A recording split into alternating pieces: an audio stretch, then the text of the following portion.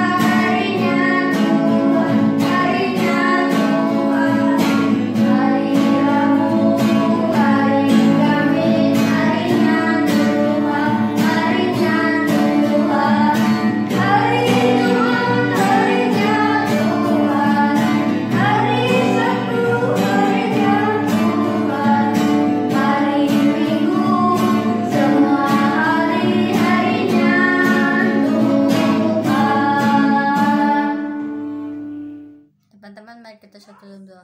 Tuhan Yesus, sekarang kami ingin memulai ibadah pada sore hari ini. Tuhan berkati kami, Tuhan, dari awal, pertengahan, sampai akhir. Tutup bungkus kami dengan darah yang kudus, Tuhan. Dalam nama Tuhan Yesus kami telah berdoa. Haleluya, amin. Teman-teman, ayo semangat. Kita terus memuji Tuhan Dengan pujian Tuhan Yesus Allah yang luar biasa dan tegap, dan katakan,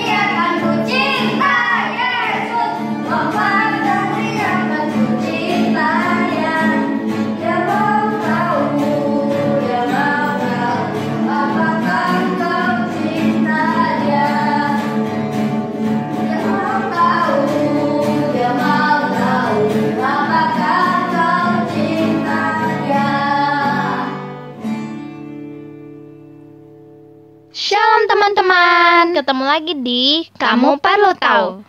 Kali ini kita akan membahas tentang gunung berapi. Allah melihat segala yang dijadikannya itu sungguh amat baik. Dari Kejadian 1 ayat 31. Kamu mungkin bertanya, apakah letusan gunung berapi itu juga amat baik? Jawabannya tegas, ya. Meskipun letusannya sangat berbahaya dan menakutkan, Gunung Merapi memberikan banyak keuntungan kepada manusia. Air hangat Maribaya, Bandung, dan banyak lagi di dunia ini adalah asli air gunung berapi dan sangat berguna untuk menyembuhkan beberapa jenis penyakit tertentu. Di Italia, Sisilia, Islandia, Chili, dan Bolivia, air hangat digunakan untuk membangkit tenaga listrik.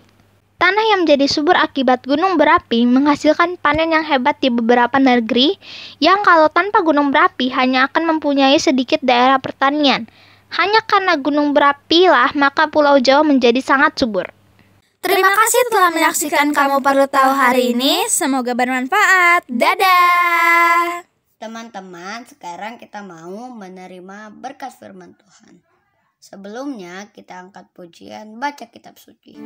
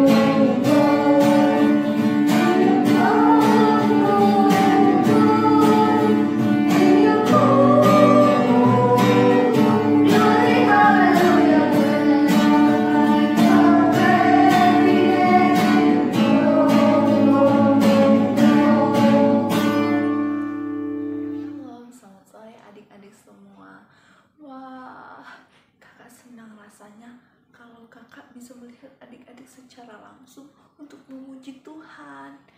Tapi meskipun demikian, kakak juga tetap senang meskipun kakak tidak melihat adik-adik secara langsung untuk memuji Tuhan. Kakak yakin kalau adik-adik semua pasti semangat untuk memuji Tuhan. Sebelum kakak bercerita, mari kita bersatu dalam doa. Lipat tangannya, tutup matanya, kita berdoa.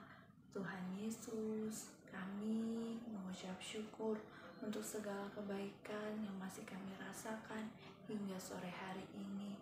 Tuhan, pada sore hari ini kami yang akan mendengarkan cerita firman Tuhan, Engkau berkati kami, Engkau pimpin kami, sehingga kami boleh mengerti apa yang Engkau inginkan untuk kami lakukan.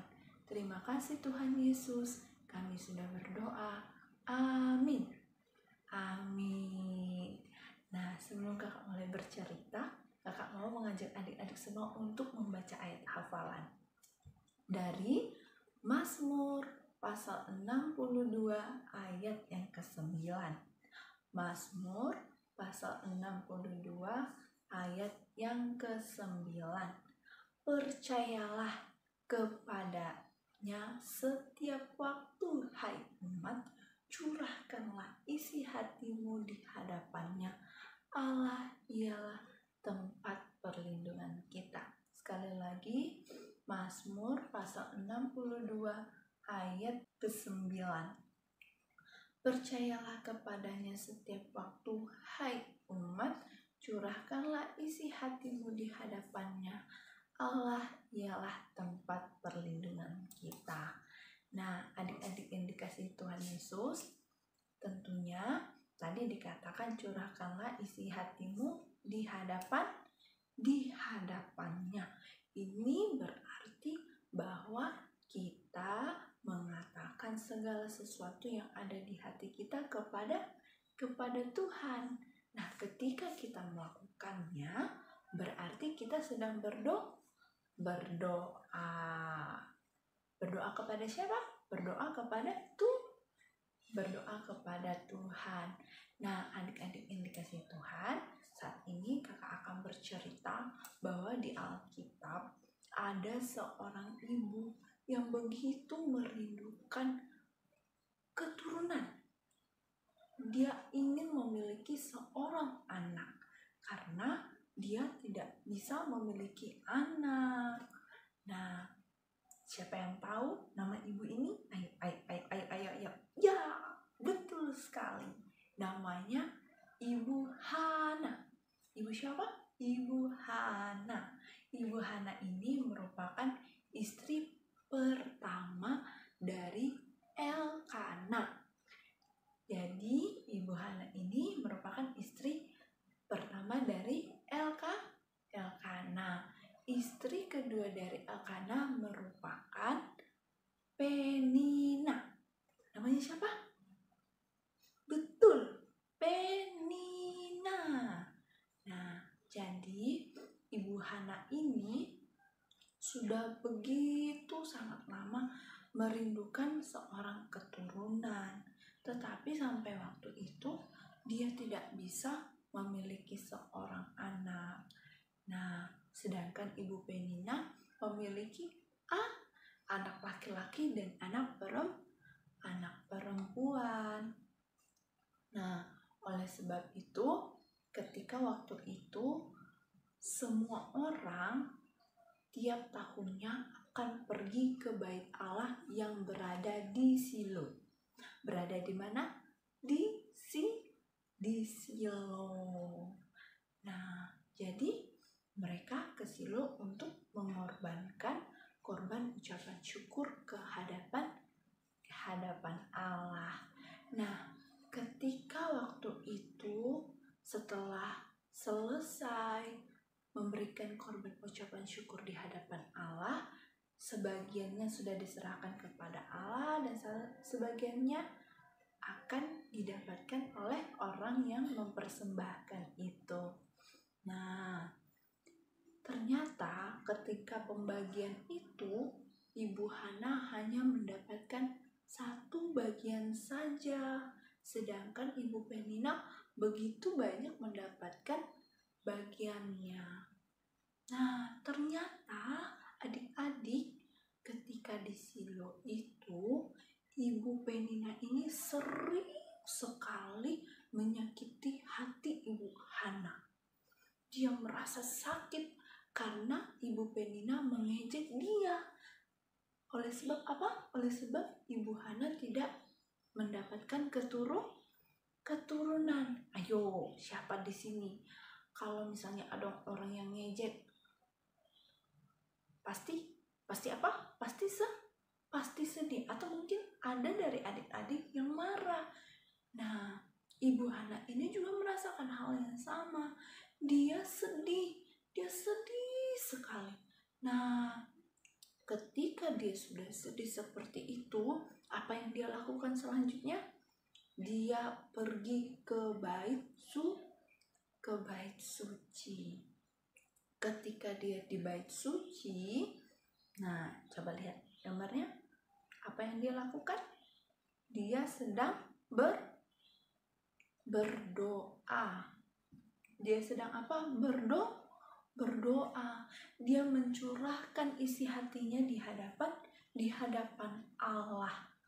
Dia mengatakan apa yang ada di hatinya di hadapan Allah dengan berdoa. Sambil berdoa dia sambil sedih. Tuhan, tolonglah hambamu ini, tolong bantu hambamu ini Tuhan. Itu yang dilakukannya. Tetapi ketika dia berdoa adik-adik, dia tidak mengucapkan kata-kata, maksudnya dia tidak bersuara. Jadi kayak gini kan, kita berdoa, Tuhan Yesus terima kasih. Tidak, dia tidak mengucapkannya dengan bersuara, tetapi dia hanya komat kami, Tuhan Yesus terima kasih. Nah, seperti itu, tidak kedengaran suaranya. Jadi ketika dia sedang berdoa, ternyata ada orang yang memperhatikannya dari jauh. Siapakah itu? Ada yang tahu? Siapa? Nabi Elia. Dia bingung, kok ibu ini dari tadi di situ komat kami tidak bersuara, padahal sudah lama sekali dia berada di situ. Jadi Nabi Elia ini berpikir kalau perempuan itu, Ibu Hana ini sedang mabuk. Nah, oleh sebab itu dia pun mendatangi Ibu Hana. Nah, terus dia mengatakan, hentikanlah mabukmu itu dan pergilah. Tapi Ibu Hana yang mendengar itu, dia merasa sedih. Dia langsung berkata kepada Nabi Elia. Dia berkata, Nabi Elia, aku bukanlah orang yang mabuk. Aku kesini untuk mengungkapkan apa yang ada di hatiku kepada Allah. Aku ingin meminta sesuatu kepada Allah. Nah, kalian tahu apa yang diminta Ibu Hana? Ibu Hana meminta seorang anak. Dan dia juga berjanji jikalau nanti ketika dia telah mendapatkan anak, dia akan menyerahkannya kepada Allah. Nah, ternyata Elia yang melihat itu, dia pun bilang kepada Ibu Hana, pergilah, doamu pasti akan terjawab.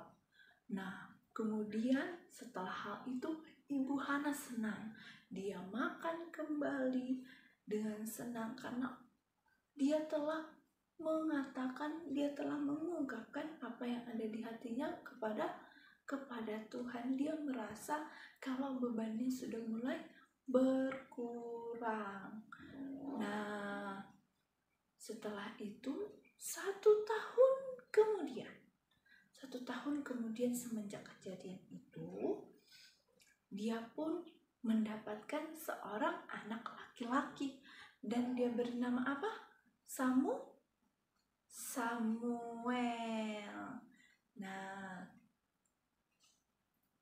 dia pun ingat akan janjinya di hadapan Tuhan bahwa dia harus mengantarkan anak itu kepada Allah, sehingga ketika waktu itu Samuel sudah melepas menyusui, dia masih kecil-kecil, tetapi dia sudah tidak menyusui lagi. Dia dibawa oleh ibunya ke bait Allah dan diserahkan kepada Nabi Elia. Setelah dia kemudian bertemu dengan Nabi Elia, dia mengatakan bahwa, hai Nabi, inilah aku seorang ibu yang waktu itu meminta kepada Allah untuk mendapatkan anak, dan aku telah mendapatkan anak ini, sehingga aku akan menepati janjiku di hadapan Allah. Aku menyerahkan anak ini kepadamu. Ya, nah dari kisah cerita ini kita belajar apa?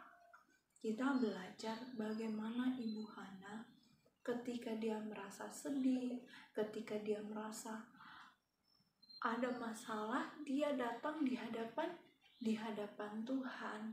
Dia tidak hanya datang ke hadapan Tuhan untuk meminta dilepaskan dari masalah itu, untuk meminta seorang anak itu, tetapi apa yang dilakukannya? Dia juga berjanji di hadapan Allah. Dia tidak hanya berjanji, tetapi dia juga menepati janjinya. Itu adalah bukti bahwa dia bersungguh-sungguh di hadapan Allah. Dia bersungguh-sungguh meminta kepada Allah seorang anak, tetapi bukan untuk dirinya sendiri, tetapi untuk apa? Untuk Allah, karena dia tahu bahwa Allah memberikan anak itu kepadanya. Nah, adik-adik yang ada di rumah, yang saat ini sedang menyaksikan cara sekolah minggu ini, kakak yakin bahwa apapun yang kalian inginkan saat ini, mungkin saat ini susah untuk kalian dapatkan. Jangan pernah mengeluh kepada orang tua ketika orang tua tidak memberikannya, ketika kalian tidak mendapatkan apa yang selama ini kalian doakan. Karena apa? Karena Tuhan tahu apa yang terbaik buat adik-adik semua. Mungkin Tuhan akan memberikannya secara langsung, atau mungkin kata Tuhan, tunggu dulu, belum waktunya, atau mungkin tidak jawabannya. Kenapa tidak? Karena Tuhan tahu bahwa itu belumlah hal yang terbaik untuk kamu, maka nantinya dia akan menggantinya dengan sesuatu yang lebih baik lagi. Karena dia tahu, dia sayang sama adik-adik semua, dia sayang sama kakak, dia sayang sama papa mama, bahwa Allah akan memberikan yang terbaik buat kita. Nah, demikian cerita firman Tuhan pada sore hari ini. Mari kita membaca ayat hafalan kita lagi dari Mazmur pasal 62 ayat yang ke-9. Percayalah kepadanya setiap waktu, hai umat, curahkanlah isi hatimu di hadapannya. Allah ialah tempat perlindungan kita. Demikian kita berdoa, mari lipat tangannya, tutup matanya, tundukkan kepala. Tuhan Yesus, terima kasih untuk firman Tuhan pada sore hari ini, di mana kami diajarkan dari seorang Ibu Hana, di mana dia berdoa di hadapan Tuhan dengan sungguh-sungguh.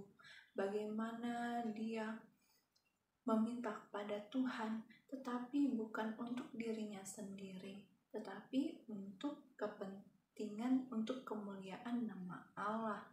Kami juga belajar dari Ibu Hana bahwa setiap apapun yang mungkin kami saat ini sudah lama doakan tetapi tidak mendapatkan jawaban, kami belajar bahwa kami tidak boleh berhenti seperti Ibu Hana lakukan, bahwa dia terus mencurahkan isi hatinya, mengatakan apa yang ada di hatinya di hadapan Allah.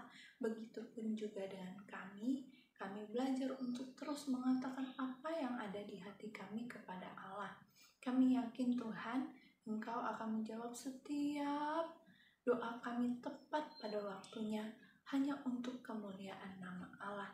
Terima kasih Tuhan Yesus, kami sudah berdoa. Amin. Amin. Oke, terima kasih. Tuhan Yesus memberkati. Sampai ketemu minggu depan. Tuhan Yesus memberkati. Dadah.